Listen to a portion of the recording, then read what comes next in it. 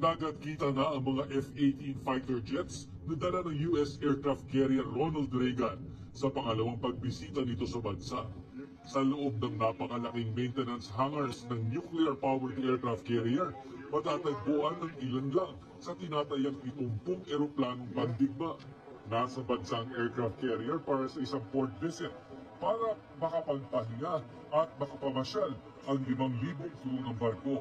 Ang mga Filipino-American crew excited makapunta sa kanilang mga kaanak sa Pilipinas.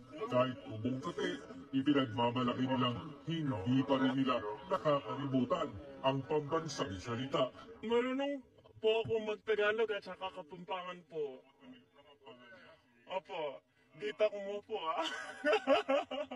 Bago dumating sa Pilipinas, umikot ang buong strike group sa iba't ibang bahagi ng Indo-Pacific region na sakop ang kontrobersyal na West Philippine Sea. Matagal nang inaalmahan ng China ang paglalayag ng US warship sa South China Sea sa mga tinatawag na Freedom of Navigation Operations o FONOPs. Support all the aspects of government, support our national interests, and support the common universal values that we share with our allies and partners.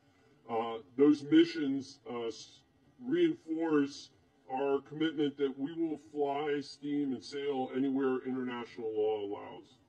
Nagpasalamat naman si DFA Assistant Secretary Gunther Sales sa patuloy na suporta ng US sa tuwing may sakuna sa bansa, pati na sa patuloy na tulong sa pagtaguyod ng kapayapaan at kaayusan sa karagatan.